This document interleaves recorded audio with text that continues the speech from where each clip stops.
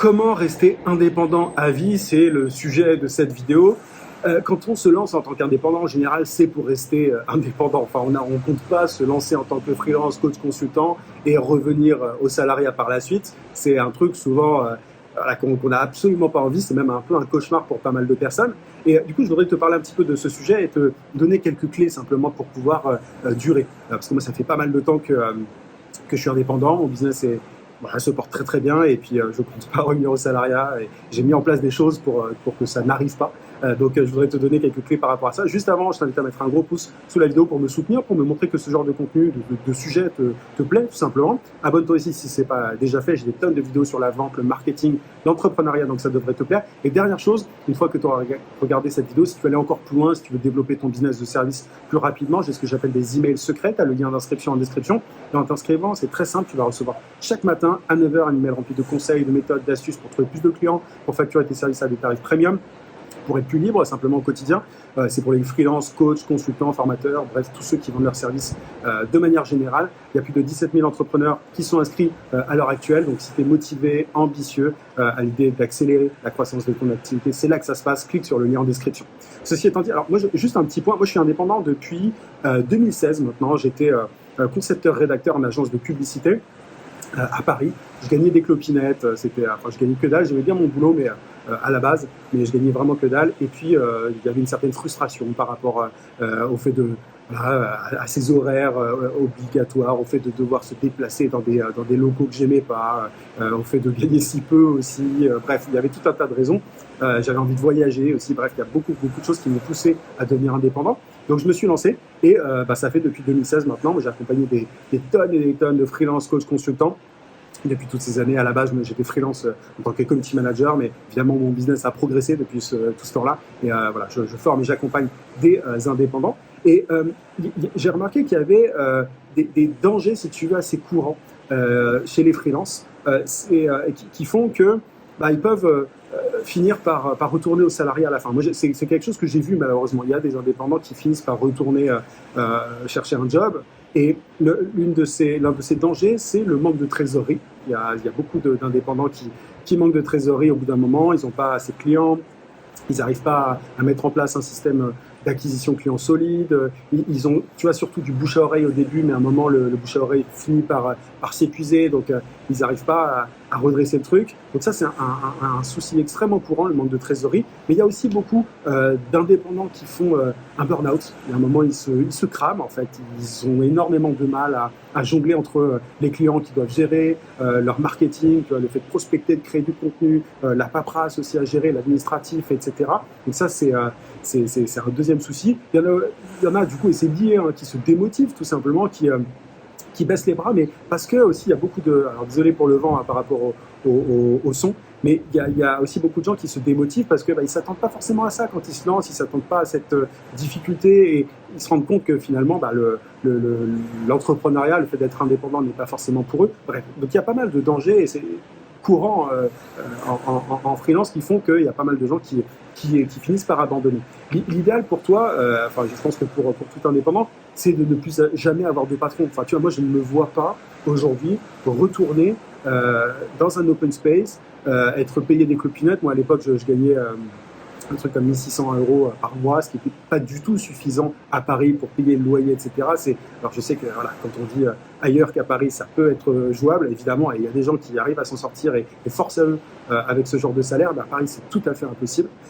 Et donc voilà, moi je ne me vois plus du tout avoir un patron aussi, tu vois, l'une des raisons en plus du salaire, du manque de liberté, etc., qui m'a poussé à me lancer en tant qu'indépendant, c'était que il y avait beaucoup de freins hiérarchiques, j'avais beaucoup de propositions moi, que je faisais dans mon boulot parce que j'étais payé à trouver des idées pour des campagnes publicitaires, etc.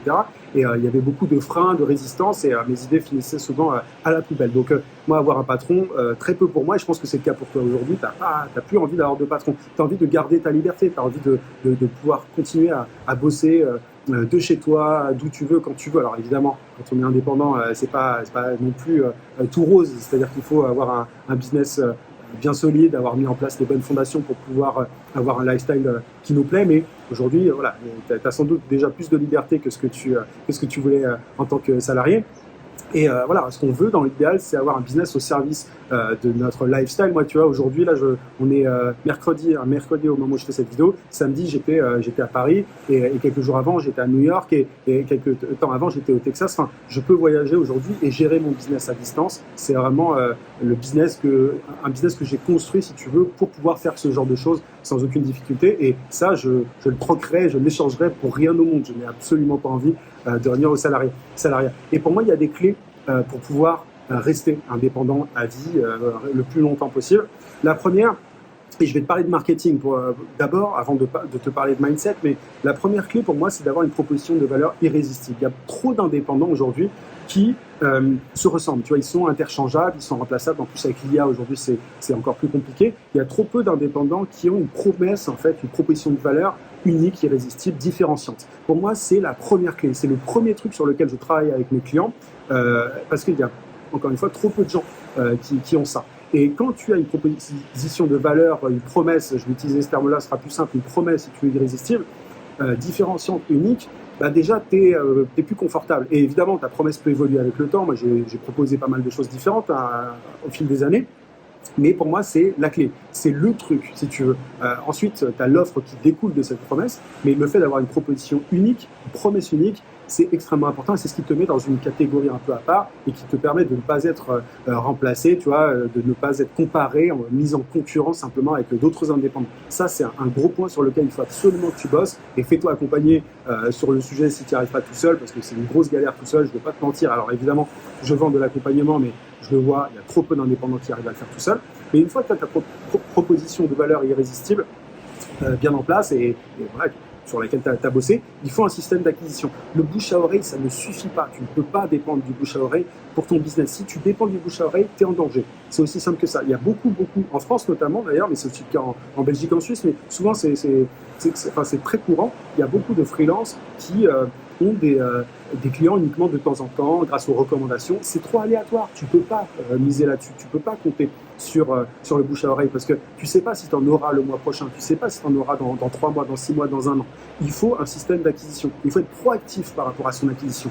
Peu importe que ce soit via la prospection, le contenu, la publicité, le SEO, enfin peu importe, mais il faut un système d'acquisition. Pour moi, si tu as un système d'acquisition client bien en place, tu peux rester client vraiment indépendant très longtemps. Moi, c'est mon cas. J'ai plusieurs systèmes d'acquisition en place. J'ai ma chaîne YouTube, j'ai la prospection, j'ai la publicité, j'ai le SEO. Enfin, j'ai plusieurs choses en place justement pour pouvoir avoir un business solide qui dure et qui reste au service de ma vie. Et il faut aussi, pour moi, un modèle intelligent, un business model intelligent dans le sens où il ne faut pas vendre son temps. Si tu passes ton temps à vendre ton temps, justement, tu vas te démotiver. Tu vas à un moment être en burn-out, en avoir marre de passer du temps auprès de tes clients, de gérer les urgences de dernière minute. Il faut avoir un business modèle intelligent, un pricing premium, tu vois, des tarifs premium, ne pas facturer le temps que tu passes à travailler, mais la valeur que tu peux apporter.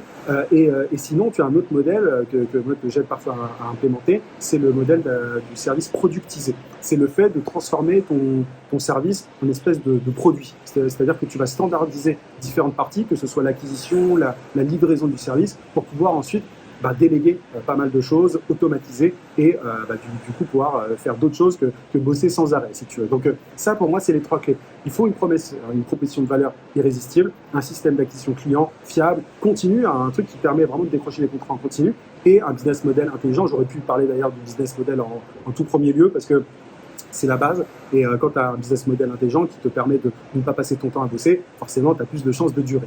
Et il y a aussi un mindset à avoir, un état d'esprit à avoir. Il faut intégrer pour moi que c'est un jeu sans fin. Si tu veux, l'entrepreneuriat, c'est un jeu infini. Il n'y a pas un moment où tu auras fini le jeu. Si tu veux. Il faut accepter que c'est un chemin. Il faut kiffer le process, tout simplement. Et à partir du moment où tu intègres ça, déjà, tu es plus en capacité de durer. Il faut accepter aussi de se faire aider parce que si tu veux développer ton business, te développer en tant qu'entrepreneur, ça ne se fera pas tout seul. Il y a beaucoup de gens au début qui croient qu'ils pourront y arriver tout seul, etc. Il faut se faire accompagner, il faut se former. Encore une fois, moi je vends de l'accompagnement, donc je ne vais pas te dire l'inverse, mais c'est la réalité. Moi, c'est ce que je fais moi-même. Je me forme, je me fais accompagner. Enfin, c'est essentiel si tu veux pas stagner et si tu veux t'améliorer, si tu veux d'un point de vue aussi mental, parce qu'il y a beaucoup de barrières mentales qui nous empêchent d'atteindre nos objectifs. Il faut investir dans sa croissance de manière générale, il faut être prêt à investir dans son business. Si tu n'investis pas dans ton business, t'as pas un business, t'as un hobby, voilà, t'es pas vraiment entrepreneur. Désolé de le dire comme ça.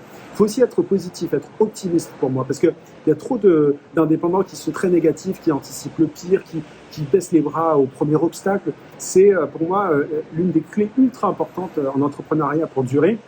C'est d'être capable de rebondir après un échec, après une difficulté.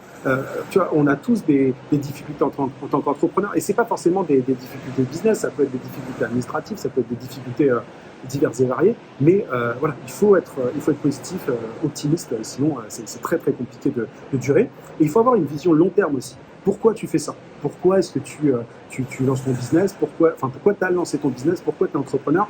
Ça peut pas être que l'argent. Si c'est que l'argent, ça va être extrêmement compliqué pour toi de durer, parce que l'argent ne suffit pas. C'est pas la seule motivation, ça peut pas être le seul fuel pour toi, parce qu'à un moment tu vas avoir une perte de sens. Enfin, je te le dis en toute connaissance de cause, et parce que je l'ai vu aussi avec des clients. Et il faut être capable d'être agile. Ça, c'est le grand terme.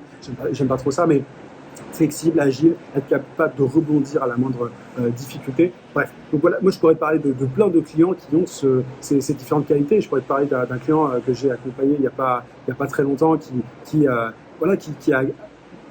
en fait, que j'avais déjà accompagné il y a quelques temps, qui a voulu pivoter, qui a voulu changer son business model justement pour pouvoir avoir un business model plus au service de sa vie, plus pérenne tout simplement, parce qu'il vendait son temps auparavant. Et pendant plusieurs mois, il s'est fait accompagner et il m'a payé chaque mois pour pouvoir avoir mon aide, pour pouvoir pivoter dans son business, changer son business model, mettre en place un système d'acquisition client solide. Et il a exécuté ce que je lui ai dit.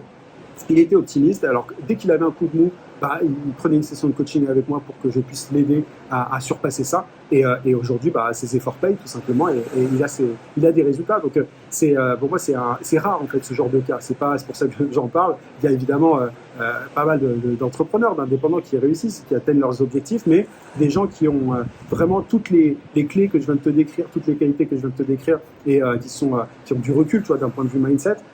C'est assez rare. C'est vraiment un truc que tu acquiers avec le temps, et c'est normal si tu comprends pas ce que je te dis, si tu es à tes débuts, c'est quelque chose que tu verras avec le temps. Mais si je peux te faire économiser un peu de temps, te donner un petit raccourci, si tu peux intégrer ça dès le départ, franchement, tu gagneras des années et des années. J'espère que cette vidéo t'a été utile. Mets un petit pouce si c'est le cas. Si tu veux aller plus loin, si tu veux des stratégies, des méthodes pour pouvoir développer ton business plus rapidement, facturer des tarifs premium. Bref, si tu veux rentrer dans le dur, c'est vraiment dans mes emails secrets que ça se passe. Tu as le lien d'inscription en description, comme je te le disais.